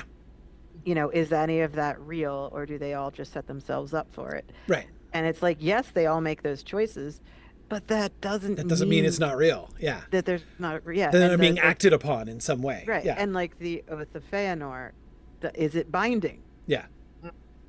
I would say in Middle Earth, oaths are binding. Yes. Yes. You don't swear by those things and think that you can just walk away. Ask the guys of Sildar cursed in the mountains. Yeah, exactly. There was a consequence there. Right. Whatever's going on with the men in the Dimhold Pass, it's one of the there was a paper at Osmoot by one of the regular Osmooters who is a lawyer in his job about that very point. Yeah. it was yeah, exactly. Exactly. But I do think that Tolkien writes the story in a way that invites you to consider, is this fate? Is this free will? Right. And his answer is yes. Yes. It Yes. Exactly. So we want to try and tell the story that way as well. I like that. that. And. Yeah. It's not clearly it's not that. Or Well, clearly it's the way they meet. I mean, not to get too Protestant around here, but the free will predestination debate still raging on, and Tolkien does not see those two sides as antithetical. Not at all. I think that's very clear. I think that I think that Tolkien's writings depict the two things happening at once as well as any story I know. Yeah. Where you can say it's primarily what changed my mind on the subject, to be honest. Well, I mean, that's the whole point of philosophy, though. If you can't write a good story that shows the philosophy working, then clearly the philosophy is useless. Right. Yeah, no, I mean, it's the way that he shows, again, not one or the other, but both of them have free will and, that there is some kind of destiny. There is some kind of doom, some fate that is making things turn out a particular way. And yet free will totally happening at the same time. Everyone's making their own choices. Everyone's making their own choices that are leading up to those results. Yeah, exactly. Yeah. And I think that Tolkien is fairly uncompromising. It's not a debate we have in Judaism very much. Right. Yeah. No, I imagine not. Yeah. You have to have only had your religion been around for 400 years or so. Eventually you get over it. Yeah, exactly. Protestantism's still working on that. Yeah. Well, it's mostly just Calvin who couldn't get his mind wrapped around it, right? No. I mean, he had company, but yeah. Arminists, there's hardcore Arminists who are like, no, it's only free will. Right, okay, fate doesn't work at all. It's okay. Yeah. Well, anyway, there are some people who get hung up on these things. Yes, exactly. But I think it's a true point that it's the reading that people bring to the story reveals their own biases more than it reveals what's actually written in the story. Yes. And this is a case where if you are not willing to even entertain the concept of fate in a mythical world, right, you're going to interpret the story through that lens of clearly that the curse is not real and it's not happening. Right. Yep. And we should allow the viewers to have that view, but they're wrong. Yes. I think between what we show of Hurin's interactions with Morgoth and Turin's, and then the way we tell the story, I think we can hold on to that both. Yes. Both throughout. Yep. Agreed. Okay. Let's round up. Let's do our character roundup in the time that we have left. Since I think we have a clearer shape now. Well, hang on. Let's go back to. Let's start with Gelmir and Arminas then, and finish that up. So my thought is, if Gelmir and Arminas meet Cirion late in the season, maybe even episode 13, and so she gives them a job, possibly 2 jobs.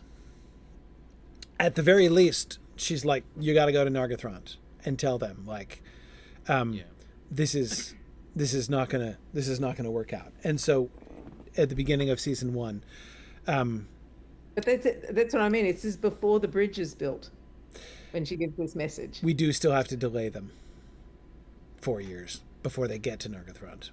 Yeah, so the message can't be knock down the bridge because the bridge hasn't been built. No, the message from her just can't be go right away.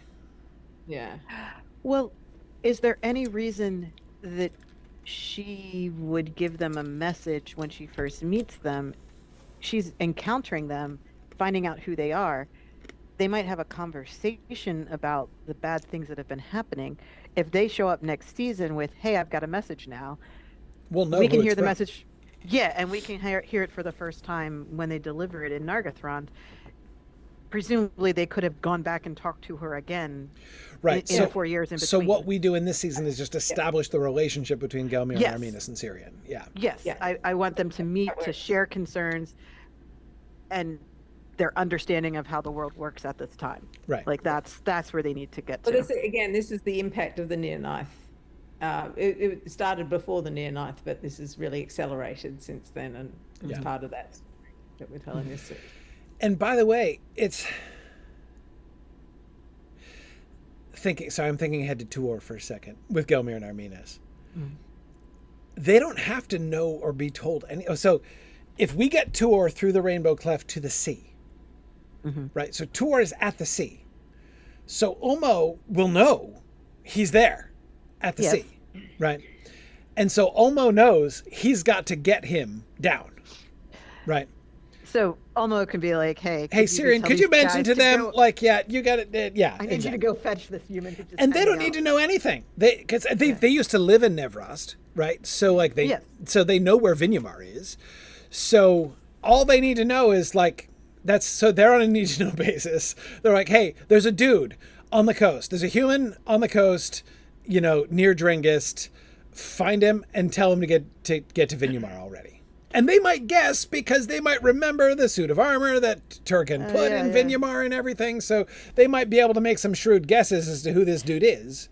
But the message is, get eyes on him and start like measuring him with their measuring tapes. Right, exactly. You have a very familiar shape. Exactly. Your stature looks suspiciously. But apt. the message is just find him, send him. Send him to Vinyamar. Exactly. There's no reason given. Yeah, yeah. Then we have a perfect reason for them to find him now. Because they've been told. Yeah, and again, I like this especially if the actual commissioning of Gelmir and Arminas, both for Nargothrond and for Turin, happens off screen. Right? We just established the fact that they have this connection. And so now we can deploy them in the way that Tolkien did deploy them as supernatural messengers hither and yon. They come out of nowhere. They come out of nowhere. Exactly. But now they're still popping up random places, but they're coming out of somewhere. Right? Right. I want to give them that footing. And the place they're coming out of is Nen Tathrin and their relationship with Syrian. Perfect. Yeah. Okay. So yes. So that means we can infer, Ilana, that the business about the bridge has emerged from later conversations with Syrian. That works now, yeah. I think, yeah. Okay. Like it. That's so their backstory. So Gelmir, Arminas, and Veronwe are our three representative mariners sent out from Gondolin, right? Yes. Okay. Unless we want to make one of Gelmir and Armin. Gelmir and Arminas could be a composite team. One of them could come from Gondolin and one could come from somewhere else, such as Nargothrond, for instance. One of them could be somebody who's in Gondolin right now, but not originally. A Mithrin refugee. Right. So either one of Fingolfin, I guess technically Fingon's people. Right. One of his guys. Or it could be one of Círdan's guys originally who's in the group with. These are mariners. They're people who did mariner things when they lived at the coast, presumably. And we had a lot of Círdan's folk go to Gondolin when Gondolin was founded. Yeah, Galdor's people. Yeah. So if one of them is of Galdor's folk, he's technically Círdan's guy anyway. Right. And if the other one is... Veronwe's half Noldor, half Cinder. Yes. Right? And so we could have one of Gelmir and Arminas be full Noldor and one of them be full Cinder. And then... We could even have, so, in part, of course, what I'm doing is like what I always do when we have a small cast, like what different perspectives can we represent here? Yes, so Gelmir and Arminas could be both of them, like from Turgan's Nevrast, OG Nevrast group. Right. But we could even make it that one of them went to Gondolin and one didn't. Maybe one remained with Círdan. I get it. So like it's one of Círdan's people who joins the mission. Would give us a representative of Círdan in the stuff that Círdan himself is, because Círdan, one of the problems with Círdan is like the perpetually off stage, right? Like he's always doing stuff and he's never a main character. Like the whole business with the finding out of the kinslaying was the closest we've ever come to making Círdan more than either like an element of eucatastrophe showing up in the nick of time or like just a person there doing things off screen, right?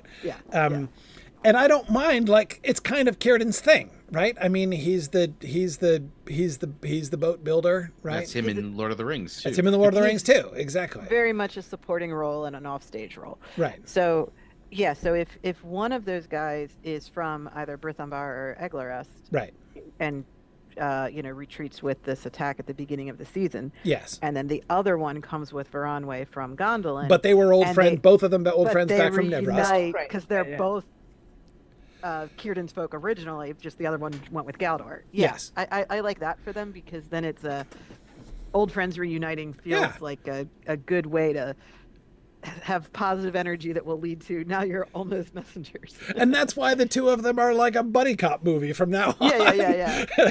Exactly. Yeah. And Veronwë is the elf the young elf who was born in Gondolin. Right? Yes. I think so. Yes. Yeah. He's definitely got parents who were from Nevrast, but I believe Veronwë's born in Gondolin, and he has a son back in Gondolin who was definitely born in Gondolin, and that's will probably get Littleheart into being one of Erendel's mariners, I would think. Is that silver nitrate behind you, Marie? Yes, I didn't know you can read the board. I have my glasses on now so I can see things. Oh, okay. I have my glasses on too, but I still can't read the chemical formulas on the board. Yeah, they're written in like green on a white background with the sun glare on it right now. I'm the glare. I'm really surprised you can read it. But yes, I was balancing chemical equations. Okay, yeah. So Veronwë. So, do we have a preference as to which one, Gelmir and Arminas, which one is the Gondolin and which one is not? My impulse is to connect Gelmir outside of Gondolin because of the link with Gelmir of Nargothrond. So the one in my own head, yeah. So that's fair. And have Arminas be the Gondolin. Galdor. Yeah. Galdor's dude. Then Veronwë. So both of them are, by their character and by their preference, they were like both sort of sea elves, right? They were so Arminas is going to be he's going to volunteer, like he's going to be one of the leaders because he was a sea elf dude. He was a mariner before they left Vinyamar. Sorry, I was just thinking of Veronwë. If he's born in Gondolin, he's not been a sea elf. But if one of his parents was a sea elf, this is a longing of his, and he's come along to learn. Yes, like this, like it's been his dream, his whole life was to be a mariner. That's what Veronwë can represent. Veronwë can represent like the sea longing, the inherent sea longing. Exactly. He's like that makes it poignant that he's the one that's washed up on shore and meets shore as well. Yes. Yeah. So it's supposed to be his mother who is from Círdan's folk, and then his father was Noldo. Yeah. So he inherits that sea longing, and this is so he's jumping at the opportunity to be one of the mariners, even though he's never sailed a boat in his life. At that point. So you can even show him early on in the season, like a lone seabird happens to fly out over Gondolin. He's like staring longingly up at it. Yeah. Veronwë can because we do like it's time to start. We've never done anything with sea longing to this point. Like it's never been a thing, and beginning to introduce it. We need to prepare for it in Tuor, but to be setting the stage for elves with that too. So yeah, I love Veronwë being the voice of the elvish sea longing. This would mean like Legolas, he's never seen the sea. Right, exactly. Yeah. But once he does. Right. So Arminas and Veronwë. Arminas is can be the leader, and Veronwë a volunteer in the delegation. What is Turgon's plan? So Turgon's plan is he's going to send them out. He's going to send Arminas plus Veronwë and probably a few others, presumably, to go out on a secret mission. And their mission is just going to be find Círdan and build boats. Right? Yes, because Turgon doesn't know what it's going to take to reach Valinor. Yes. he has to suspect it's not going to be a straightforward thing of, oh, we just sail back and ask for help. Yeah. I mean, like, that's the goal, but he doesn't know how to reach that goal. In another like thing from my early reading of the Silmarillion, I imagine like the Turgon sending out mariners thing.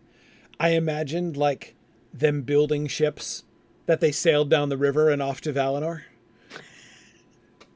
The way he describes it as like him sending mariners, like I see what you're saying.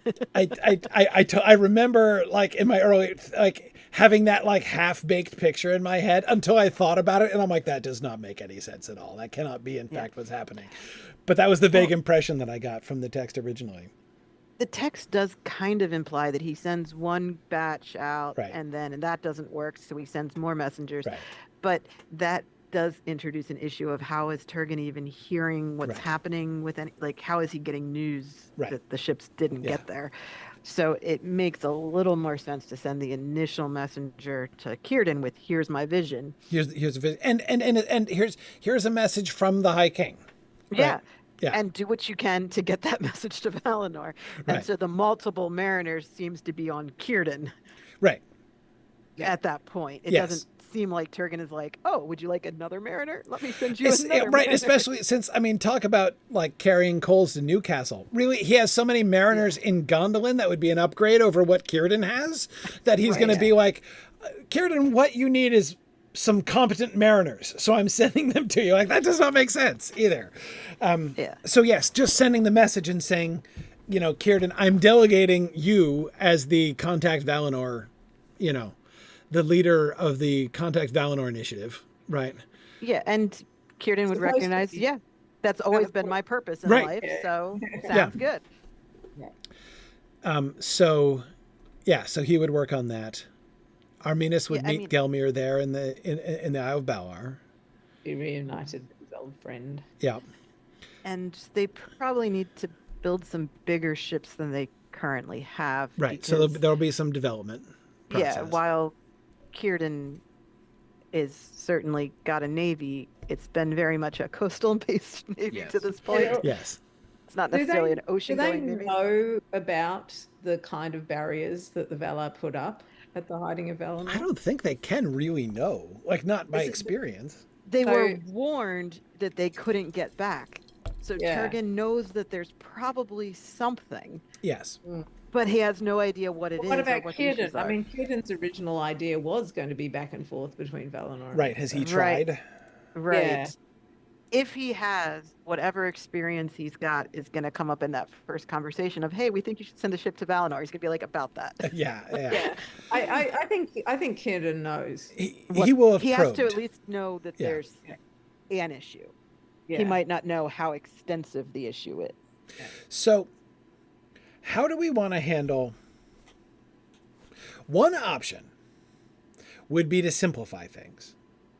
So the implication is that bunches of ships go out. I think we have a limit of 3 before the audience finds it comically repetitive. Yes. And I wonder, like, the radical suggestion would be 1. Just they build a ship. They build a ship with Varanwe on it. Is on that ship. Yeah. And then he gets wrecked. So like that's enough to establish this ain't gonna work, right? And to set up for Earendil's voyage later on, to know what's at stake in that voyage.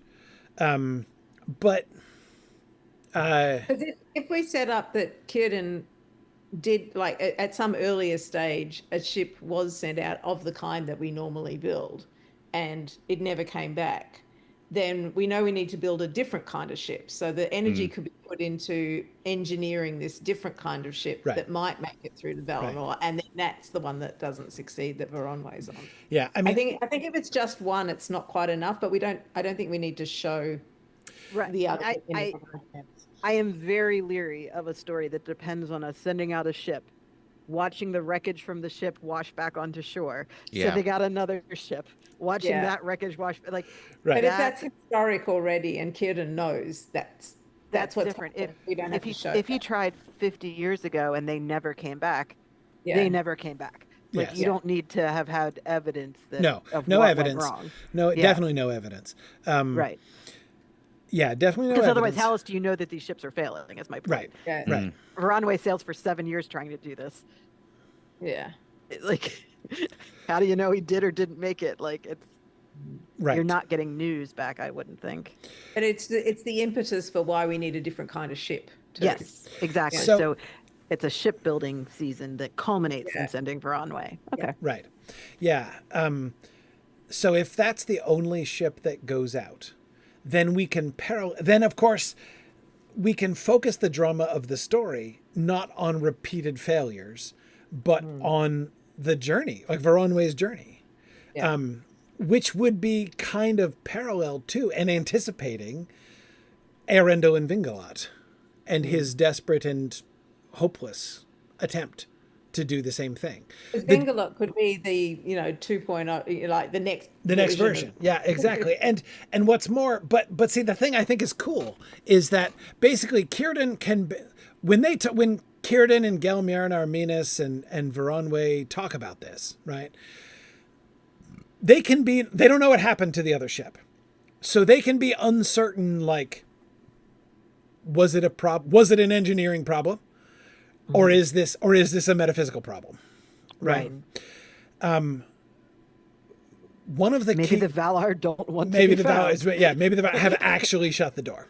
Right. Yeah. And of course, Círdan can also have some kind of doubts as to, like, have they shut the door against me?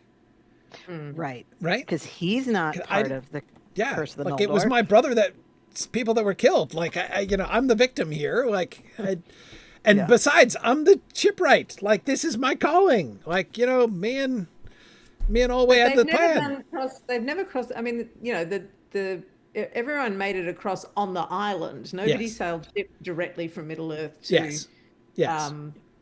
So I mean, Fëanor coming back with the Swan ships much further north. Right. Is is the only crossing of the ocean with ships we've seen, and that was the Valinorian level of shipbuilding, not what Círdan had in Middle Earth at the time. Yes. And by the time Círdan sees them, they're burned, so he doesn't even get to, like, keep one. But we could bring that up if there's a discussion about, like, the engineering required is, like, well, ships have made it across this ocean before, and it's like, but that was the Valinorian swan ships. We'll never know the secret of their making, kind of. Right.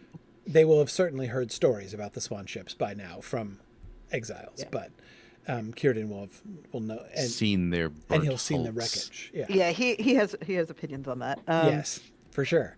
So right now, so far as he knows, so he does not know. They may well suspect that the door has been closed and it's not possible, but they don't know that it isn't possible. So what we will establish in this season is that the door is genuinely closed. So if we have one ship and Veronway's on it, the ship with Veronway and company head out, and we can even have over multiple episodes, we can check in with the ship to see what the problems are that they're facing. And it's gonna be like what's gonna happen to Eärendil and Vingalot when he turns back, right? They will face the things, like we'll be laying the groundwork for, like, season 12 or whatever when we get there, beginning of season 13. No, didn't we say 12 seasons? 12, yeah.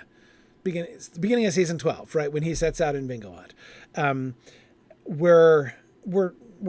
But see, the difference is when Eärendil sets out, there could be a little bit of Umdir that he's going to succeed, Ilana, because as you say, Vingalot is going to be an upgrade over it's going to be even greater, right? And other people who were around in Valar will know that, like, this is even better than, like, Veronway's ship was. But when he sets out, like, when he turns, he's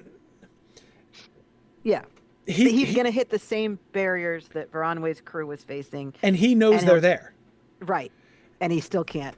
And so basically, when Eärendil sets out to go to Valinor without the Silmaril and without Elwing, he doesn't think it's going to succeed. Like, it's an almost suicide move on his part. Like, he does not have any reason to believe. He has lots of reasons not to believe that it's going to be successful. So it's like a fool's hope that he sets out with. There's no good like right now in this season, they have reasons to doubt that it's going to work, but they don't know that it can't work. It is only through Veronway's voyage that they and we, our viewers, are going to discover it's not possible to sail back across the sea. So we reveal that through Veronway. We can't shipwreck Veronway until next season because otherwise he sits in Vinyamar for 4 years. But we can show why it's not going well. And what I think we can do is have them give up and turn back. Yeah. Because we certainly don't want them wrecking out there in the middle of the sea and then have Veronway on a barrel. No, they had they wrecked near the coast. He did say that. Exactly. So we have them. So at the end of the season, at the end of this season, Veronway, like in episode 13, Veronway turns back, and gives up on getting into the West. And then at the beginning of next season, his ship is wrecked. Yeah. Inside of land. Doesn't that kind of coincide? That coincides with Ulmo rising up. I always yes. Those two. Yeah, the storm that wrecks his ship. Yeah. Almost maybe getting a little close to the coast. Yes. Yes. Yeah. And I would love to play with that. Like I would love to the Lord of the Waters rising up is what wrecks the ship, Yeah. Yeah. Isn't it Osage being annoyed? We missed our opportunity to have Uinen Storm wreck the Swan ships after Aqualande. Yes. And it would be nice to. Well, we opted out of it. I mean, Well, we didn't even decide. Well, we didn't actively opt out of it. It's like, oh, it doesn't fit here, and then it never fit anywhere else. Yeah. So we oops, didn't do it. Yeah, we didn't do that one. Yeah. Yep, I agree. It would be it would be good. Okay, so yeah, I like that and Veronway. Arminas is going to be like the leader of the expedition set down by Turgon. Yes. But after he and Gelmir meet Syrian, which actually, now that we're putting a gap between the initial meeting with Syrian and the messages later on, they can meet her anytime we want them to meet her. It doesn't have to happen at the end of the season now. His personal remit is going to change a little bit. Which is why Veronway is the one on the ship and not the two of them. Yes. So when it comes time for that ship to sail, they're opting out because they've already met Syrian, I guess. Yeah. Do we want Veronway can show a particular talent for? Yeah, he can be chosen for it. He doesn't have to be the captain of the ship or anything. He just needs to be on the ship. He just needs to be on the ship. And yeah, okay. So he's on the ship. He is chosen to go. He is excited to go. This is one of my other problems with the character of Veronway we were just developing, and the idea of there being multiple ships and Veronway being on the last one, is we have to contrive a reason why he isn't on the first one to go out like he would want to be. So I like that better. Okay, good. And we haven't had too many opportunities, not recently, to depict young elves. Yes. Being youthful, like being young. He's in that kind of, I don't know, 19 to 21-year-old sort of phase, as I imagine it, like in elf life, where he's really, keen to, like he's engaged in the world in that kind of particularly youthful way. Yeah. Possibly. He doesn't have to be that young. I don't know if Gondolin was founded in the 1st century of this age, and then we're now in like the 5th century, he could be hundreds of years old. He could, but it's still kind of on the younger side. He's on the younger side. We've got Myglin, and we've got a couple of like I guess Finduilas. He's young. He's younger than Idril, for instance. What's nice is the next couple of seasons we are going to be dealing with young elves like Finduilas, Finduilas, Nellis, Idril. Even she's like the generational boundary Idro is. Right. Well, Yeah. and Gil-galad as well. Yeah, Gil-galad. Yeah, totally. So I kind of like that's the kind of level at which we're kind of experiencing the elves. Yeah. Yeah, that is really interesting. Okay, there's this almost Celebrimbor, by the way, also. Yeah. Okay. Speaking of which, let's segue to Gil-galad and Celebrimbor. Gil-galad and Celebrimbor. So we had talked before that Orodreth has some foreseeing that things are not going to last forever, that they're going to need a refuge. His response to the failure of the Near-Ninth is, we need another plan. Yes. Yeah. Yes. So he is not like foretelling the imminent doom of Nargothrond. He's not making plans to abandon Nargothrond, but he is saying we need to make a plan.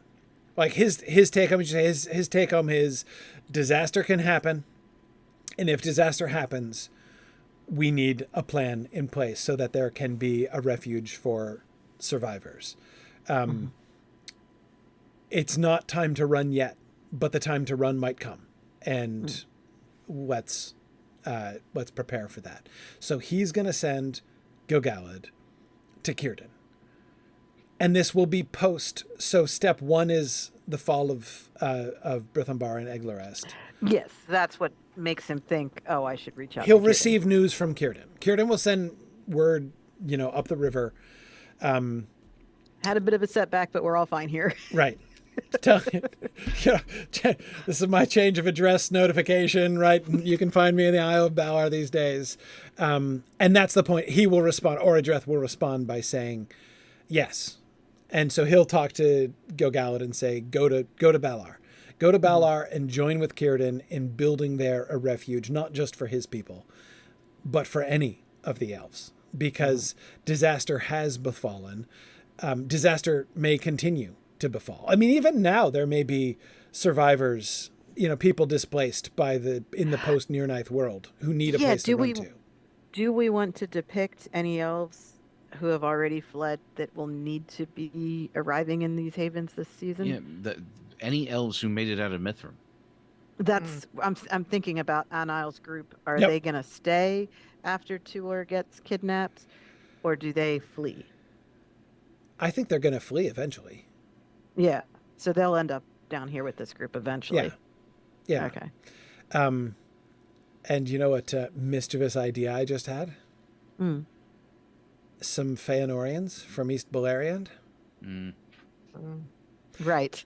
Because East Beleriand is kind of A mess. So some of the people of the Feanorians could have been separated from the Feanorians. And if you follow along those Andrim Mountains, you get to Sirion. You get to Sirion, and that'll take you down to the sea. And There are some Feanorians in Nargothrond, aren't there? Still? Yes. still, Who stayed behind. yes. Yeah. Yeah. So, I mean, but of course, Feanorians. Marie, you see my mischievous idea, right? To have a bunch of Feanorians on both sides at the third kinslaying, right? Right. Um, Which fits the description Yes. because even the ones who showed up to be part of the kinslaying are like, but you guys, I didn't want to do this. right. What the They heck are fought we back. doing here after all? Right. Yeah, Yeah, exactly. And then It especially turns to have them reuniting with kinsmen who are there Yeah. and whom they're being asked to attack. And yes. Yeah. No, the only people who are on board with that level of kinslaying is the people who took the oath. Yes. Are there people Not- coming into Nargothrond? I mean, as a refuge, because Nargothrond is still there as a refuge. There are ex-Feanorians in Nargothrond. Why wouldn't the Feanorians go there?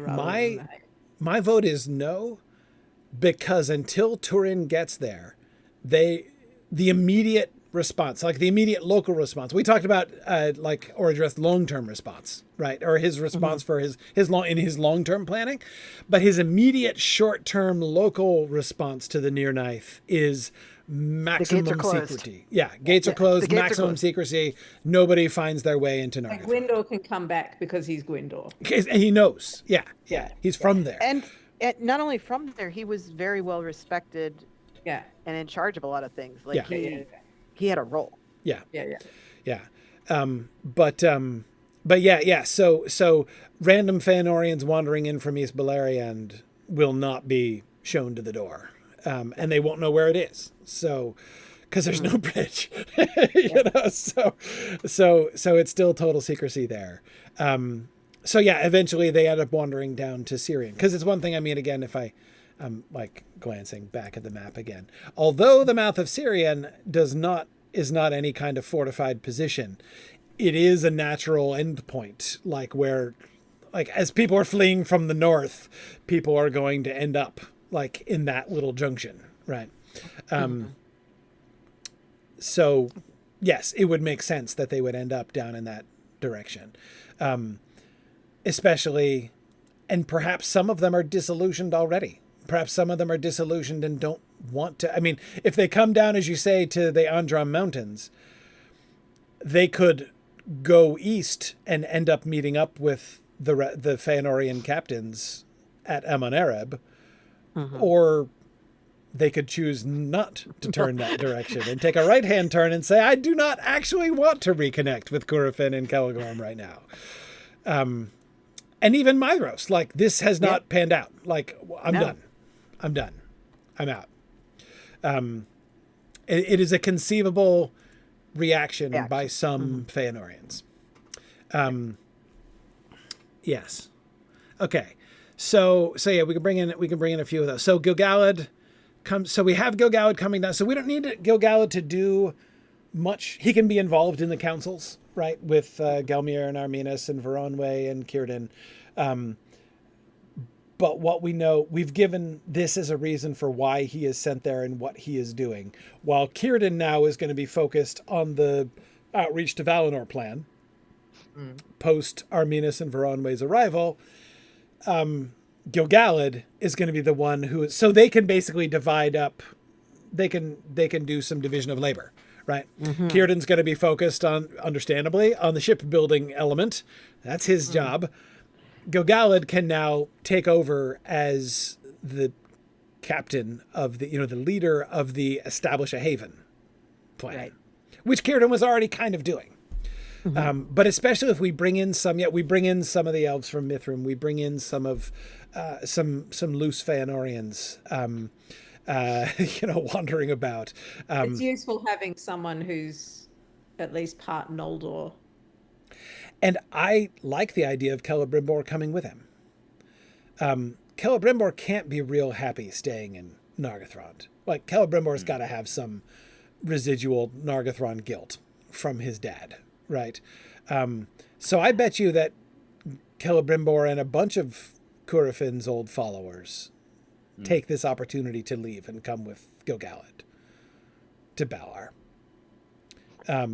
Some of them probably went to the Nirnaeth with Gwyndor, but the ones who are still there would want to leave, I would think. And the reason that Celebrimbor would want to stay in Nargothrond is he is very good friends with Orodreth, but that's it. That's his reason for being there. Right. And we, of course, need him to not be there at the beginning of the next season. Right, exactly. So I think taking this opportunity, I mean, he could even, so there could even be an element of like, I'll go with your boy and advise him, to that. Because yes, it was Orodreth who was close friends with Celebrimbor. But I like having a Feanorian leadership presence there in Celebrimbor, right? Like, basically, this puts Celebrimbor, like, when Feanorians start coming, it puts Celebrimbor in a place to be like, and now, everyone, we are, like, welcome to the new world of Feanorians living in harmony with, like, the rest of the people, right? And Celebrimbor is the voice of that, right? He's like, now, we're all joining together. By doing this, by putting Celebrimbor and Gil-galad on the Build the Havens task force we are setting up a story that will go through the end of the Second Age. So, well, I'm just saying, any choices we make now about who these characters are and what they think of each other has repercussions. Long-standing repercussions, yes. Yeah. I mean, I'm fine. They can get along and work together on this. It's okay. Yes. They're going to have a falling out at some point. There are going to be fractions, and well, not even fractions. They don't have to be personal. Like they don't have to have a falling out exactly. They just have to take different paths. Yeah. Well, yes. The founding of Eregion, it's obviously a Second Age thing. Like, there's no question, I think, of Celebrimbor heading off during the First Age, crossing the mountains and doing that. And founding of Eregion doesn't have to be a rift with Gil-galad initially. But there can be a difference in priority, a difference in vision, which looms larger and larger in the Second Age when they're expansive and can, how they want to steer things moving forward is, I think, where the difference would come between them. What being in Middle-earth looks like now that Morgoth has been defeated. Right. For now, when we're building a haven on the Isle of Balar, what everybody agrees on is, like, it's time for all elves to stick together. And, like, and that's... And Celebrimbor is the voice of that. And Celebrimbor is the voice of that. Yeah. Yeah. So I think that all works. But yes, that's the other reason I like sending Celebrimbor with Gil-galad. Like, let's start this partnership up. We'll bring in Elrond soon. not immediately, but eventually, right? We'll get him involved in this and really set up the triumvirate of the Third Age, right? Oh, the Second Age, I mean. Yeah. Yes. Okay, so yes. Which brings us to Galadriel. And we're out of time again. Told ya. Yes. That's okay. But we did address the next slide, some of the Feanorian stuff. Yeah. So we've got the sons of Feanor gathering together on Amon Arab. We've got many of the Feanorians joining them, but not all. And some of them filtering down Sirion to Balar and the mouths of Sirion.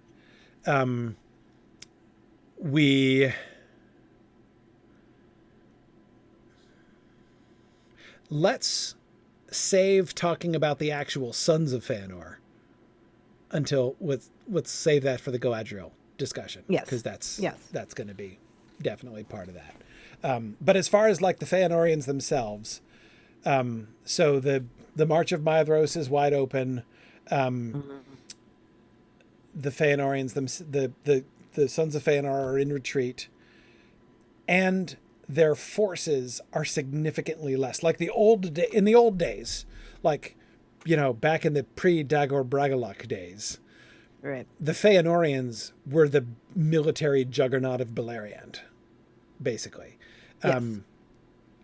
That is not true anymore. Like, that is now permanently.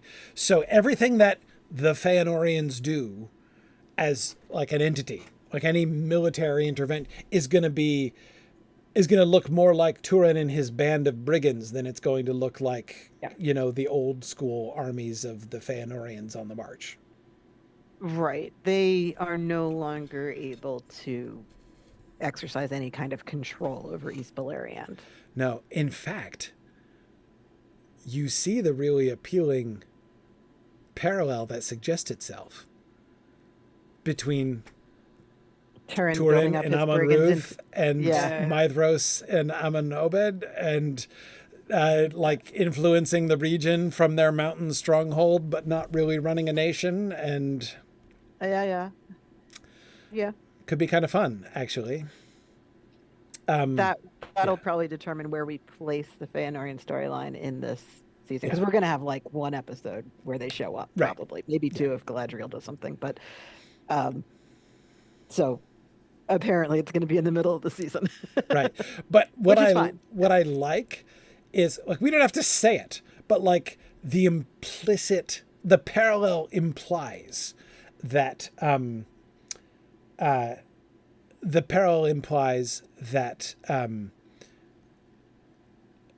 Maedhros and Curufin are leading a band of outlaws. Yeah. And that they're going to be acting. So when we see them acting like outlaws,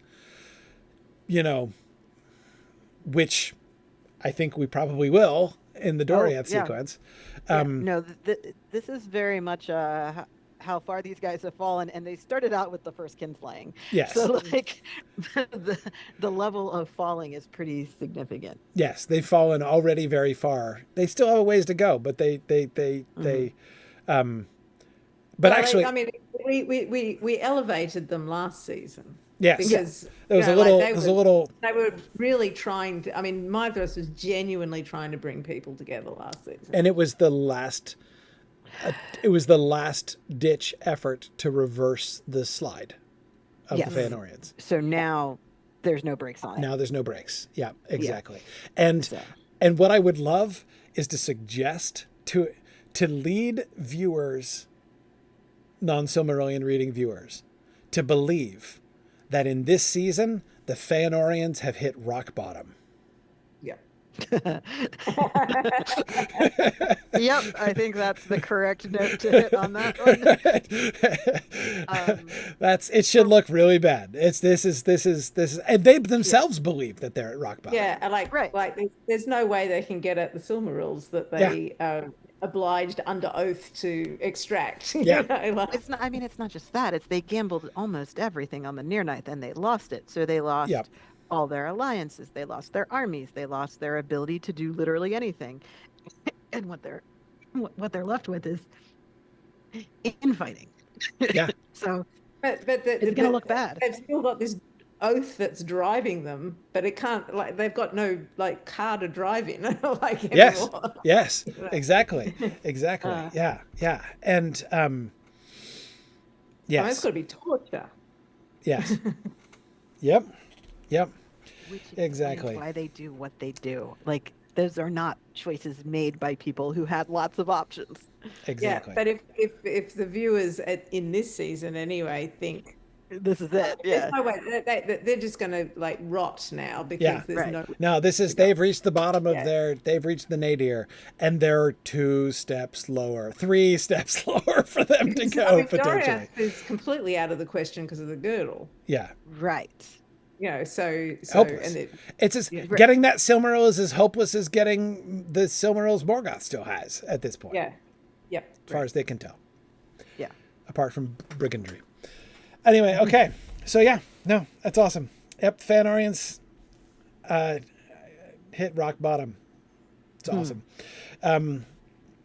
Okay, so yeah, but we'll come back to the Sons of Feanor and the dynamics among them and what they're thinking when we do Galadriel, which we're totally going to do. Though next time we're going to, so we're getting there. We still do want to talk about the villains. We talked a bunch about Morgoth. I'd like to kind of flesh that out a little bit more to follow up on some of the decisions we made about Morgoth and his power, and Morgoth and Húrin, right? We've sort of we've laid some really good groundwork for that just in today's discussion. I'd like to follow up with that.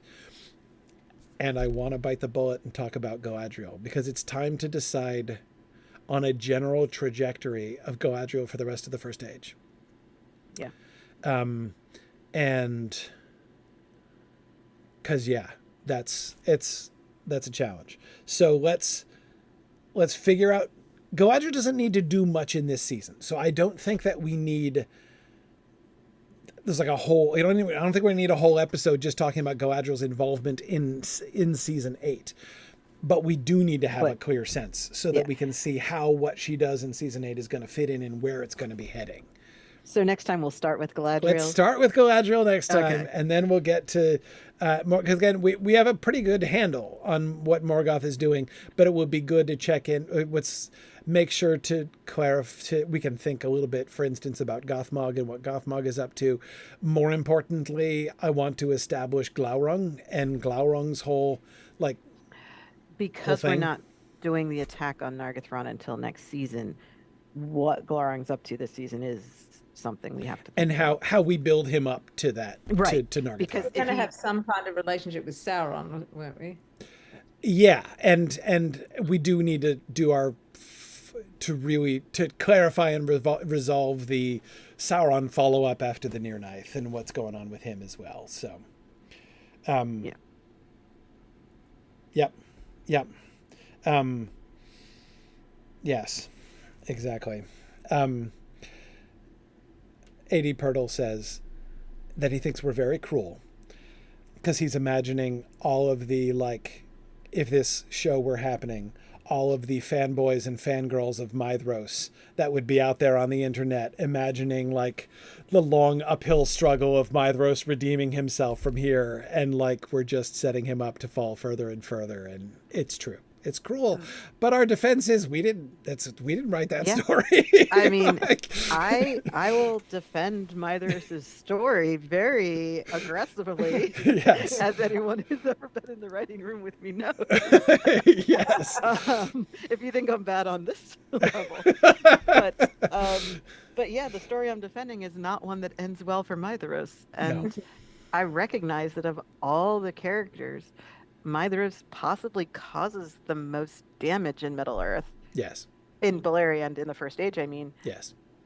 Of the guys who aren't, like, trying to cause the most right. damage. Of the people not attempting to cause harm, he causes the most harm. Yeah. Yeah. And it's not from being... I mean, you could say that Feanor is a worse character. Mm-hmm. But Feanor exits the story pretty early and doesn't cause nearly the damage that Maedhros does. Right. Yep. Exactly. Anyway, awesome. Okay, so that's the plan for next time. And the plan is that next time shall be Thursday, April 2nd at 4 p.m. So in 2 weeks, once more, maintaining our rhythm for yet another time. So here we are. Okay. Thank you very much. Thanks, Ilana and Marie, and to Nick. I know Nick had to drop out, but thanks to him also. And thanks to everybody for listening, and we'll see you guys next time. So as always, thanks for listening, and Godspeed.